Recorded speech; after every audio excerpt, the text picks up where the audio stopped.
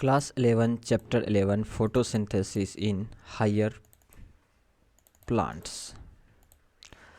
All animals, including human beings, depends on the plants for their food. Have you ever wondered from where plants get their food? Green plants, in fact, have to make or rather synthesis of food they need, and all other organisms depends on them for their needs. The green plants makes or rather synthesize the food they need through photosynthesis and are therefore called autotrophs. You have already learned that autotrophic nutrition is found only in plants, and all other organisms that depends on the green plants for food are heterotrophs. Green plants carry out photosynthesis, a physico-chemical process by which they use light energy to drive the synthesis of organic compounds. Ultimately, all living forms on the earth depends on sunlight for energy. The use of energy from sunlight by plants doing photosynthesis is the basis of life on earth. Photosynthesis is important due to two reasons. It is the primary source of all food on earth, and it is also responsible for the release of oxygen into atmosphere by green plants. Have you ever thought what would happen if there were no oxygen to breathe? The chapter focuses on a structure of photosynthetic machinery and the various reactions that transform light energy into chemical energy. What do we know? Let us try to find out what we already know about photosynthesis. Some simple experiments you may have done in the earlier classes have shown that chlorophyll, light, and CO2 are required for the photosynthesis to occur. May have carried out the experiment to look for starch formation in two leaves, a variegated leaf or a leaf that was partially covered with the black pepper and exposed to light. On testing these leaves for the presence of starch, it was clear that photosynthesis occurred only in the green parts of the leaves in presence of light. Another experiment you may have carried out where a part of the leaf is enclosed in the test tube containing some KOH soaked cotton which absorbs carbon dioxide, while the other half is exposed to air. The setup is then placed in the light for some time on the testing for the presence of starch later in the two parts of the leaf. You must have found that the exposed part of the leaf tested positive for the starch, while the portion that was in the tube tested negative.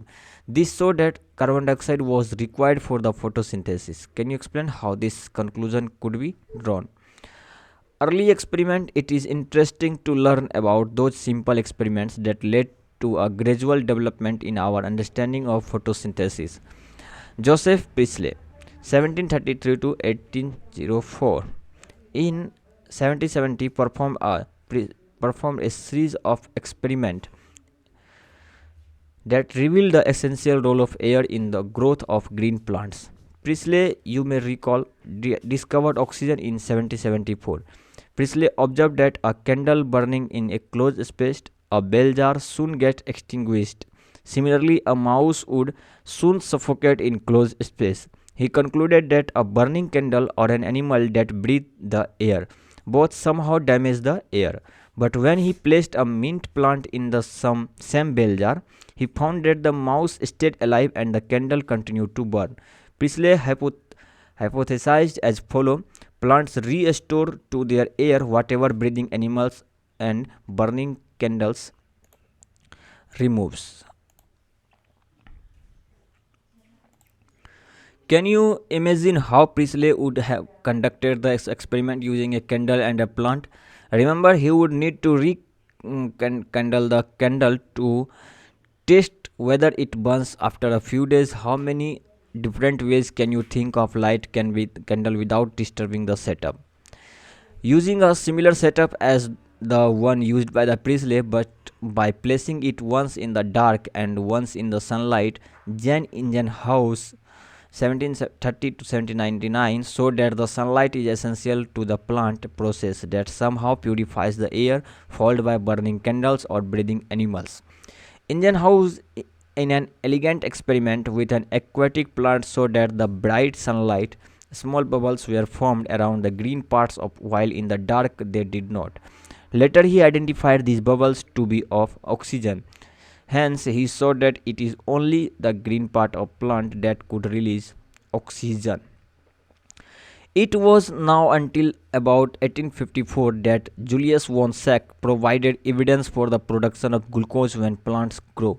Glucose is usually stored as starch. His later studies showed that the green substance in plants, chlorophyll as we know it now, is located in special bodies later called chloroplast within plant cells. He found that green parts in plant is where glucose is made. That glucose is usually stored as starch. Now consider the interesting experiments done by T.W. Engelmann 1843 to 1909 using a prism. He split light into spectral components and then illuminated the green alga, Cladophora, placed in a suspension of aerobic bacteria. The bacteria were used to detect the sites of the oxygen evolution.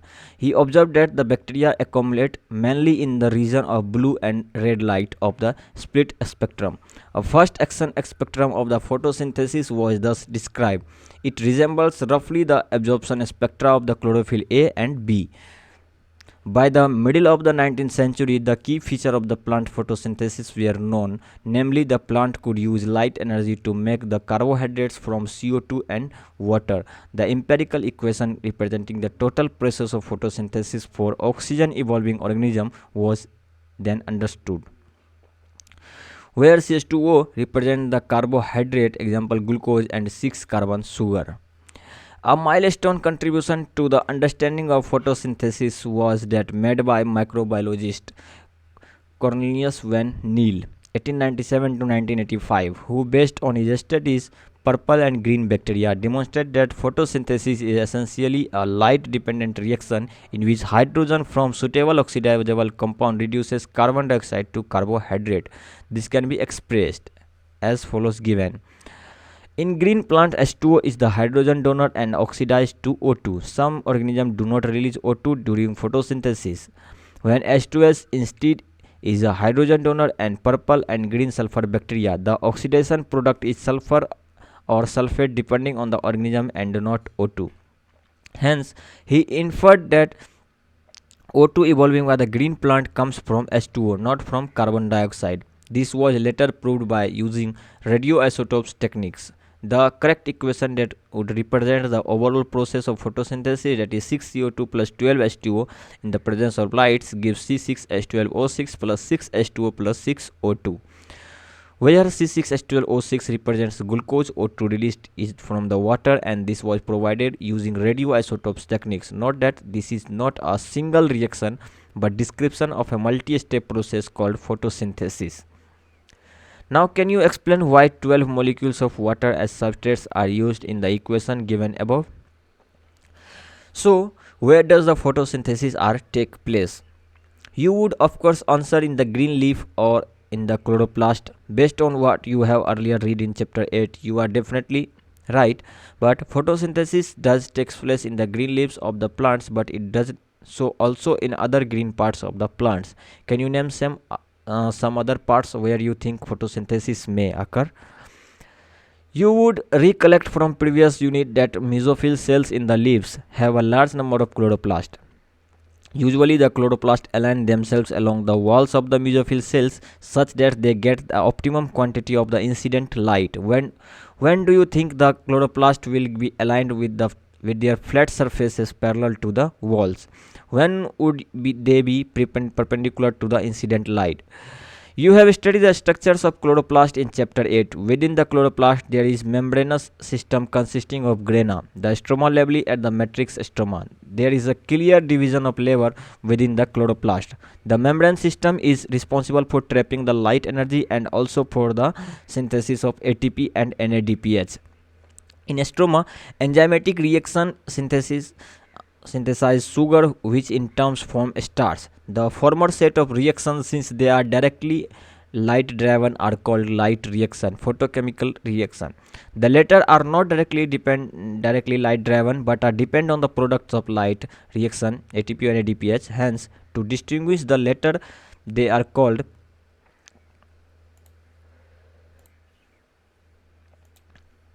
the dark reaction, carbon reaction. However, this should not be construed to mean that they occur in darkness or they are not light dependent.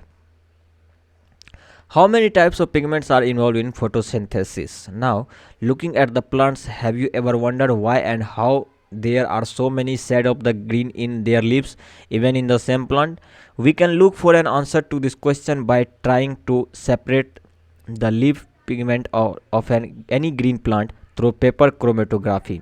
A chromatographic separation of the leaf pigments so that the color that we see in leaves is not due to single pigment but due to four pigments: chlorophyll A, B, xanthophyll, carotenoids. Let us now see what role various pigments play in photosynthesis. Pigments are substances that have an ability to absorb light at a specific wavelength. Can you guess which is the most abundant plant pigment in the world? Let us study the graph showing the ability of the chlorophyll A pigment to absorb light to different wavelength. Of course, you are familiar with the wavelength of the visible spectrum of light as well as vigor. Now look at the figure showing the wavelength at which maximum photosynthesis occurs in plants. Can you see that the wavelengths at which there is maximum absorption by chlorophyll A, that is the blue and the red regions, also shows higher rate of photosynthesis. Hence, we can conclude that chlorophyll A is the chief pigment associated with photosynthesis. But by looking at the figure, can you say that there is a complete one-to-one overlap between the absorption spectrum of chlorophyll A and the spectrum of photosynthesis? These graphs together show that the most of the photosynthesis takes place in the blue and red regions of a spectrum. Some photosynthesis does takes place at the other wavelength of the visible spectrum. Let us see how this happens. Though chlorophyll is the major pigment responsible for the trapping of light, other thylakoid pigments like chlorophyll B, xanthophylls and carotenoids, which are called accessory pigments, and also absorb light and transfer the energy into the chlorophyll A. Indeed, they not only enable a wider range of wavelength or for incoming light to the utilized for the photosynthesis, but also protect chlorophyll A from the photooxidation. What is light reaction? Light reaction or the photochemical phase include light absorption, water splitting, oxygen release, and formation of high energy chemical intermediates ATP and NADPH. Several protein complexes are involved in the process. The pigments are organized into two discrete photochemical light harvesting complex LHC within the photosystem 1 and photosystem 2. These are named in the sequence of their discovery, not in the sequence in which they function. During the light of reaction, the light harvesting complex are made up of hundreds of pigments molecules bound to the proteins. Each photosystem has all the pigments except the chlorophyll A, forming a light harvesting complex also called antenna. These pigments help to make photosynthesis are more efficient by absorbing different wavelengths of light. The single chlorophyll A molecule forms the reaction center. The reaction center is different in both the photosystem. In photosystem 1, the reaction center chlorophyll A has an absorption peak at 700 nanometer, hence it is called P700, while in PS2, absorption maximum at 680 nanometer is called P680. The electron transport, most important, the electron transport. In photosystem 2, the reaction center chlorophyll A observes 680 nanometer wavelength of the red light, causing electrons to become excited and jump into an orbit further from the atomic nucleus.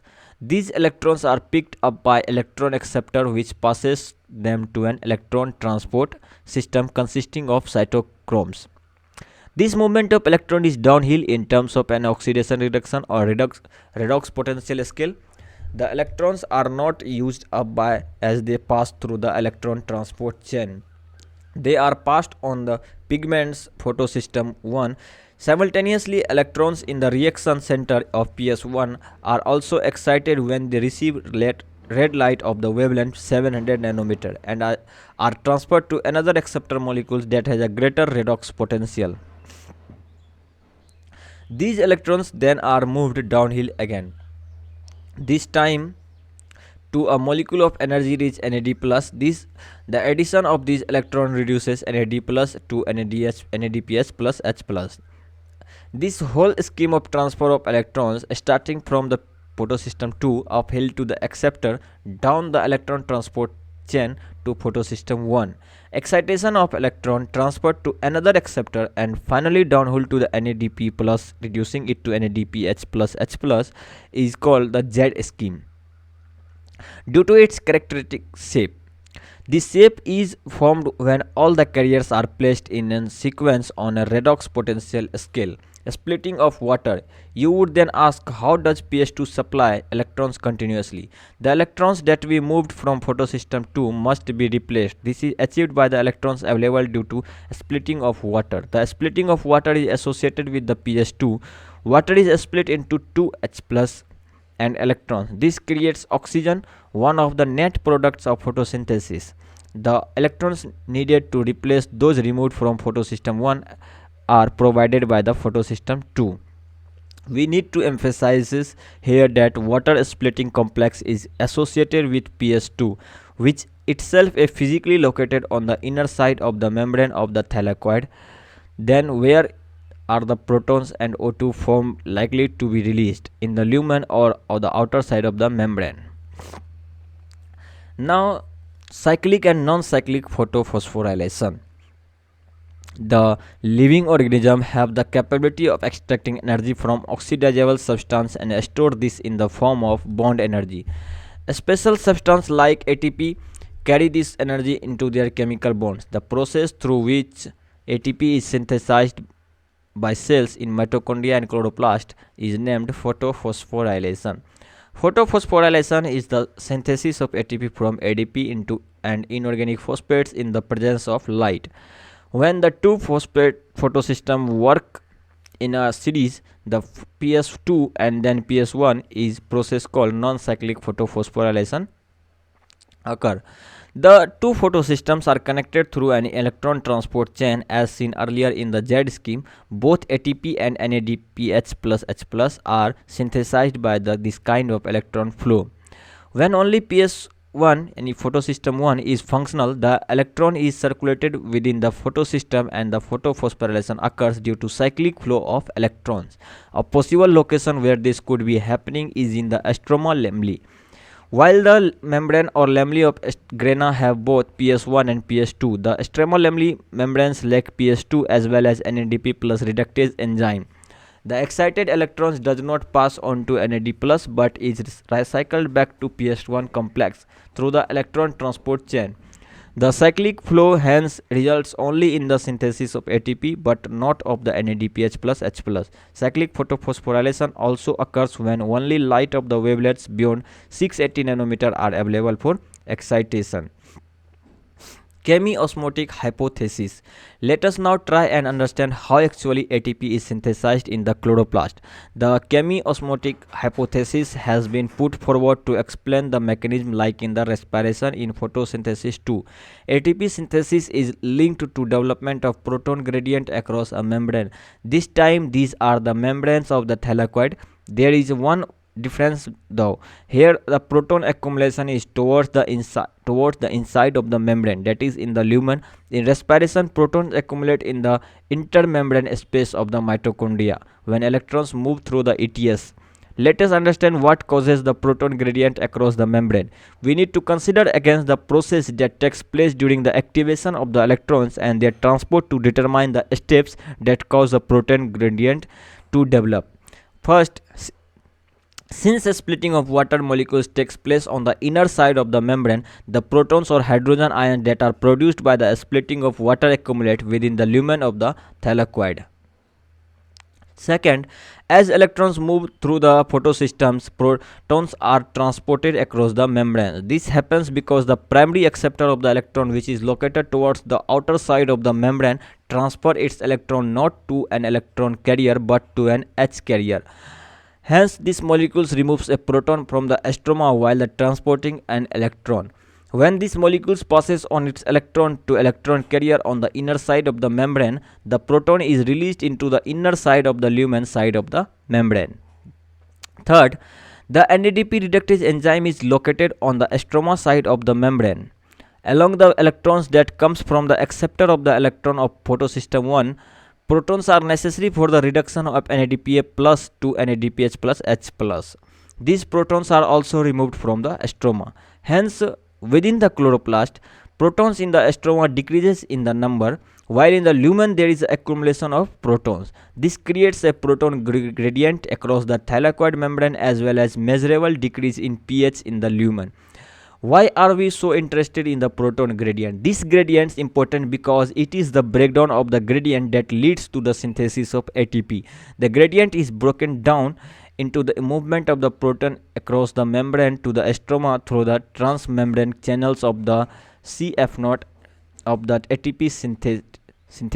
The ATP synthase enzyme consists of two parts. One called CF0 is embedded in the thylakoid membrane and forms a transmembrane channels that carries out facilitated diffusion of protons across the membrane. The other portion is called CF1 and protrudes on the outer side of the thylakoid membrane on the sides of that faces of the stroma. The membrane breakdown of gradient provides enough energy to cause a conformational change in CF1 particles of the ATP synthesis, which makes the enzyme synthesize several molecules of energy-packed ATP. Chemiosmosis requires a membrane, a proton pump, a proton gradient, and ATP synthase. Energy is used to pump proton across a membrane to create a gradient or a high concentration of protons within the thylakoid lumen. ATP synthase has a channel that allows diffusion of proton back across the membrane. This releases enough energy to activate the ATP synthase enzyme that catalyzes the formation of ATP. Along with the NADPH produced by the movement of electrons, the ATP will be used immediately in the biosynthetic reaction taking place in the stroma, responsible for the fixing CO2 and synthesis of sugars.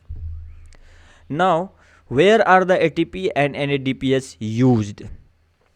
We learned that the products of the light reaction are ATP, NADPH, and O2.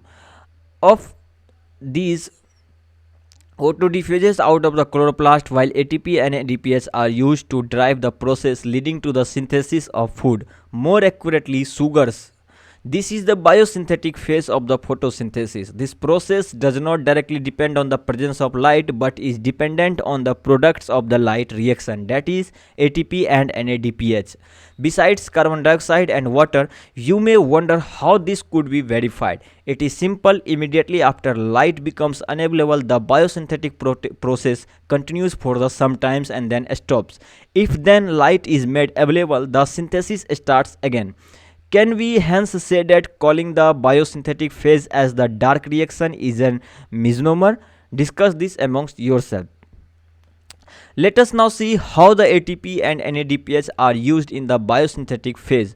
We saw earlier that carbon dioxide is combined with water to produce CH2O n times the sugars.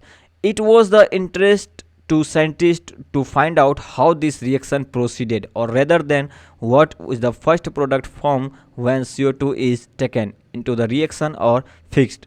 Just after the World War II, among the several efforts to put radioisotopes to beneficial use, the work of Melvin Kelvin is the exemplary. The use of radioactive C14 by him and algal photosynthesis study led to the discovery that the first carbon dioxide fixation product was a 3-carbon organic compound. He also contributed to the working out of the complete biosynthetic pathway, hence it is called the Kelvin cycle after him. The first product identified was 3-phosphoglyceric acid, and or in short PGA. How many carbon atoms does it have? Now, scientists also tried to know whether all plants have PGA as the first product or of carbon dioxide fixation, or whether any other product was formed in other plants. Experiments conducted over a wide range of plants led to the discovery of another group of plants where the first stable product of carbon dioxide fixation was again in an organic acid, but one which has 4 carbon in atoms in it. The acid was identified to be oxaloacetic acid or OAA. Since then, carbon dioxide assimilation during photosynthesis was said to be the two main types: those plants in which the first product of carbon dioxide fixation is a C3 acid, that is PGA, that is C3 pathway, and those in which the first product was a C4 acid, OAA, that is C4 pathway. These two groups of plants show that other associated characteristic that we will discuss later. Now the primary acceptor of CO2. Let us now ask ourselves a question that was asked by the scientists who were struggling to understand the dark reaction. How many carbon atoms would be a molecule have which after accepting fixing or carbon dioxide would have 3 carbons of PGA? The studies very unexpectedly showed that the acceptor molecules was 5 carbon keto sugar ribulose bisphosphate RUBP. Did any of you think of this possibility? Do not worry. The scientists also took a long time and conducted many experiments to reach this conclusion. They also believed that since the first product was a C3 acid, the primary acceptor would be a 2 carbon compound. They spent many years trying to identify a 2 carbon compounds before they discovered the 5 carbon RUBP. Now the Kelvin cycle. Kelvin and his co-workers then worked out of the whole pathway and showed that the pathway operated in a cyclic manner. The RUBP was regenerated. Let us now see how the Kelvin pathway operates and where the sugar is synthesized. Let us at the outset understand and check very clearly that Kelvin pathway occurs in all photosynthetic plants. It does not matter whether they have C3 or C4 pathway. For ease of understanding, the Kelvin cycle can be described under 3 stages: carboxylation, reduction and regeneration. Carboxylation. Carboxylation is the fixation of CO2 into a stable organic intermediate. Carboxylation is the most crucial steps of Kelvin cycle, where CO2 is utilized for the carboxylation of RUBP. This reaction is catalyzed by the enzyme RUBP carboxylase, which results in the formation of 2 molecules of 3-PGA. Since this enzyme also has an oxygenation activity, it would be more correct to call it RUBP carboxylase, oxygenase or Rubisco.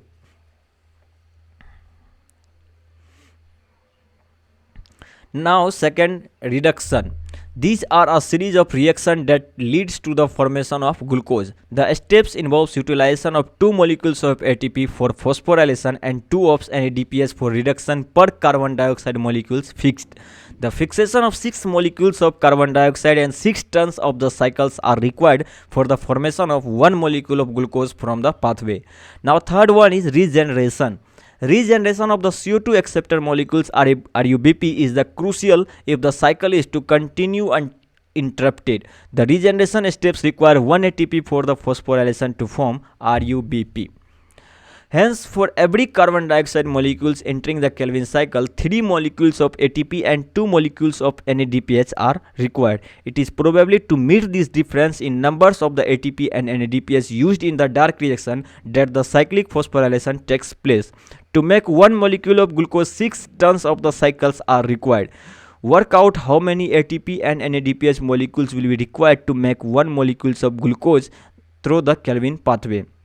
It might help you to understand all of this if you look at the what goes in and what comes out of the Kelvin cycle. In 6 carbon dioxide, 18 ATP, 12 NADPH. Out 1 glucose, 18 ADP, 12 NADP. Now C4 pathway. Plants that are adapted to dry tropical regions have the C4 pathway mentioned earlier. Though these plants have the C4 oxaloacetic acid as the first CO2 fixation product, they used in the C3 pathway or the Kelvin cycle as the main biosynthetic pathway. Then in what way that are they different from C3 plant? This is a question that you may reasonably ask. C4 plants are special. They have a special type of leaf anatomy. They tolerate higher temperatures. They show a response to the high light intensity. They lack a process called respiration and have a greater productivity of biomass. Let us understand those one by one. Study vertical section of leaves, one of the C3 plant and other of a C4 plants. Do you notice the differences? Do both have the same types of the mesophils? Do they have the similar cells around the vascular bundle sheath? Now, particularly large cells around the vascular bundles of the C4 plants are called bundle sheath cells, and the leaves which have the such anatomy are said to be the cranch anatomy. Cranch means wreath, and the is reflection of the arrangement of the cells. The bundle sheath cells may form several layers around the vascular bundles. They are characterized by the having a cell large number of the chloroplast, thick walls impervious to the gaseous exchange, and no intercellular spaces. You may like to cut a section of the leaves of C4 plants, maize or sorghum, to observe the cranch anatomy and distribution of the mesophyll cells. It would be interesting for you to collect leaves for the diverse species of the plants around you and cut vertical section of the leaves. Observe under the microscope, look for the bundle sheath around the vascular bundles. The presence of the bundle sheath would help you to identify the C4 plants. Now study the pathway so that in the figure, this pathway that has been named as the Hatch and Slack pathway is again a cyclic process. Let us study the pathway by listing the steps. The primary carbon dioxide acceptor is a 3-carbon molecule phosphoenol pyruvate PEP and is present in the mesophyll cell. The enzyme responsible for this fixation is PEP carboxylase or pepcase. It is important to register that the mesophyll cells lack Rubisco enzyme. The C4 acid oxaloacetic acid is formed in the mesophyll cell. It then forms other 4-carbon compounds like malic acid or aspartic acid is in the mesophyll cells itself, which are transported to the bundle sheath cells. In the bundle sheath cells, these C4 acids are broken down into release carbon dioxide and a 3-carbon molecule. The 3-carbon molecule is transported back to the mesophyll where it converted into PEP again, thus completing the cycle. The carbon dioxide released in the bundle sheath cells enters the C3 or the Calvin pathway, a pathway common to all plants. The bundle sheath cells are rich in an enzyme ribulose bisphosphate carboxylase oxygenase, that is Rubisco, but lack pepcase. Thus, the basic pathway that results in the formation of the sugars, the Calvin pathway, is common to both C3 and C4 plant. Did you note that the Calvin pathway occurs in all mesophyll cells of the C3 plants, and in C4 plants it does not take place in the mesophyll cells but does so only in the bundle sheath cells? Photorespiration. Let us try and understand one more process that creates an important difference between C3 and C4 plants, that is photorespiration. To understand photorespiration, we have to know a little bit more about the first step of the Calvin cycle. The first CO2 fixation is carbon dioxide fixation step, and this is the reaction where RUBP combines with the carbon dioxide to form two molecules of 3-PGA that is catalyzed by the Rubisco. Rubisco, that is the most abundant enzyme in the world, is characterized by the fact that its active site can bind to the both carbon dioxide and oxygen, hence the name. Can you think how this could be possible? Rubisco has a much greater affinity for carbon dioxide when the carbon dioxide is to oxygen is nearly equal.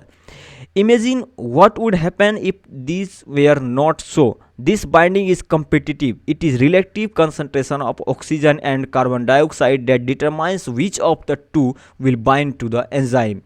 In C3 plants, some oxygen does not bind to Rubisco and some, hence carbon dioxide fixation is decreased. Here the RUBP, instead of being converted to two molecules of PGA, binds with the oxygen to form one molecule of phosphoglycerate and phosphoglycolate 2-carbon in a pathway called phosphorespiration. In the phosphorespiratory pathway, there is neither synthesis of sugars nor of the ATP. Rather, it results in the release of carbon dioxide with utilization of ATP. In the phosphorespiratory pathway, there is no synthesis of ATP and NADPH. The biological function of the photorespiration is not known yet. In C4 plants, respiration does not occur. This is because they have a mechanism that increases the concentration of carbon dioxide at the enzyme site. This takes place when C4 acid from the mesophyll is broken down in the bundle sheath cells to release carbon dioxide. This results in the increase the intracellular concentration of carbon dioxide. In turn, this ensures that the Rubisco functions as a carboxylase, minimizing the oxygenase activity.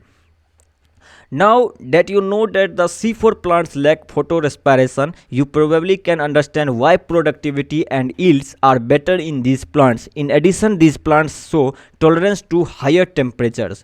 Based on the above discussion, can you compare both plants show the C3 and C4 plant pathway? Use this table format given below, fill the formation. Now, factors affecting photosynthesis. An understanding of the factors that affect photosynthesis is necessary. The rate of photosynthesis is very important in determining the yield of plant, including crop plant. Photosynthesis is under the influence of the several factors, both internal and external. The plant factors include the number, size, age, and orientation of the leaves, mesophyll cells, and chloroplast, internal carbon dioxide concentration, and amount of chlorophyll. The plant or internal factors are depend on the genetic predisposition and growth of the plant. The external factors would include availability of sunlight, temperatures, carbon dioxide concentration, and waters.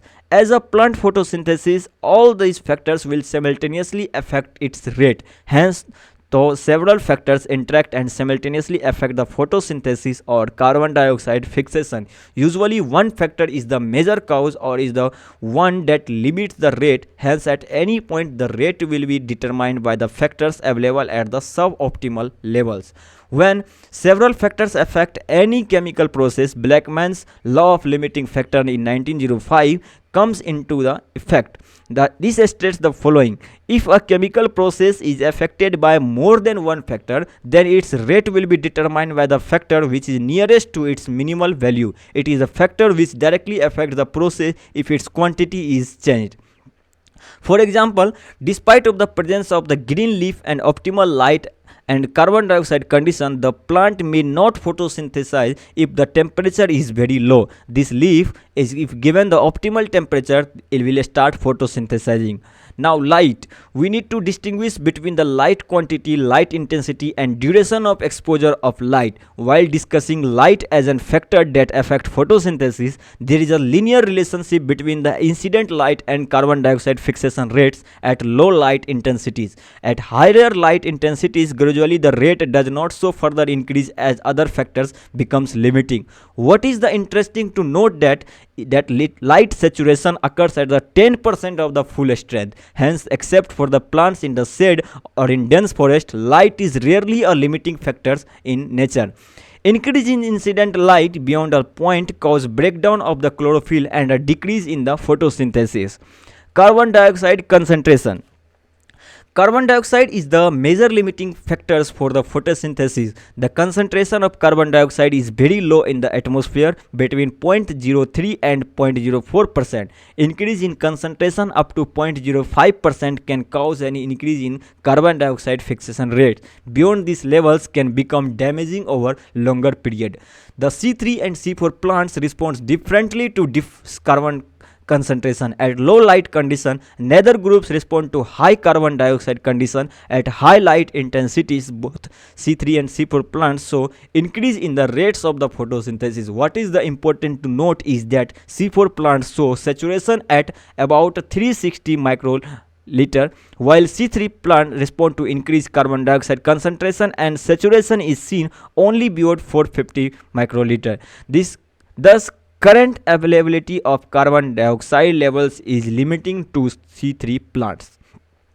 The fact that C3 plants respond to higher carbon dioxide concentration by showing increased the rates of photosynthesis, leading to the higher productivity, has been used for some greenhouse crops as the tomatoes and bell pepper. They are allowed to grow in carbon dioxide enriched atmosphere, and that leads to the higher yields. Temperatures. The dark reaction being enzymatic are the temperature control. Though the light reaction are also temperature sensitive, they are affected to a much lesser extent. The C4 plants respond to higher temperatures and show higher rate of photosynthesis, while C3 plants have a much lower temperature optimum. The temperature optimum for photosynthesis of different plants also depends on the habitat that they are adapted to. The tropical plants have a higher temperature optimum than the plants adapted to temperature climates. Now, water as a limiting factor. Even though water is one of the reactants in the light reaction, the effort of water as a factor is more through its effect on the plants rather than the directly on the photosynthesis. Water stress causes the stomata to close, hence reducing the carbon dioxide availability. Besides, the water stress also makes leaves wilt, thus the reducing the surface area of the leaves and their metabolic activity as well. So that's it. Thank you so much.